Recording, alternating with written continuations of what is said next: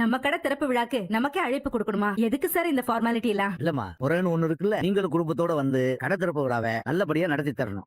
அப்ப மாமா நாளையில இருந்து ஏய், நீ என்ன கடைக்கு வரேன்னு சொல்லிக்கிட்டு இருக்க? நீ, கோட்டி, ஆனந்த் அண்ணன் எல்லாரும் தனியா பாத்துக்கணும். நானும் ஆனந்தியும் கடையை பாத்துக்குவோம். மாமா நான் கடைக்கு வரலாம்னு நினைச்சிட்டு இருந்தேன். நீங்க என்ன கடைக்கு போக சொல்றீங்க?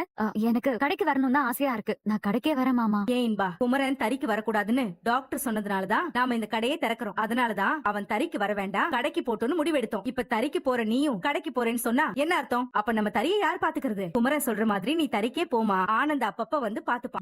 நம்ம கோட்டையும் இருக்கான். நீங்க எல்லாரும் சேர்ந்து தறியை நல்லா நடத்துங்க. என்னப்பா ஆனந்த், நான் சொல்றது சரிதானே? சரிதான் சித்தி, சரி. பாத்துக்கலாம். அப்போ நாங்க வர்றோம்மா. நாளைக்கு விசேஷத்துக்கு சீக்கிரமா வந்துருங்க. இப்போ நாங்க கிளம்புறோம். கண்டிப்பா வரோமா?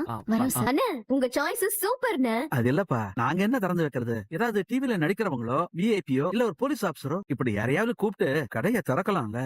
அதான் சொல்லிட்டேன்லப்பா, எங்களை பொறுத்த வரைக்கும் நீங்க தான் சீஃப் கெஸ்ட். நீங்க 4 பேரும் சேர்ந்து கடையை திறந்து எங்களை வாழ்த்துங்க. அது போதும் எங்களுக்கு. குமாரா, ஆ?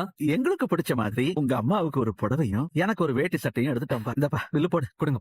3550 ரூபாப்பா. ஆனந்த், குமரன், நீங்க 2 பேரும் ஆரம்பிக்கிற இந்த ஸ்தாபனம் உங்க 2 பேர் வாழ்க்கையிலையும் உங்க பெரிய லெவலுக்கு கூட்டு போகணும் அப்படின்னு நான் வாழ்த்துறேன். தேங்க்ஸ். நன்றி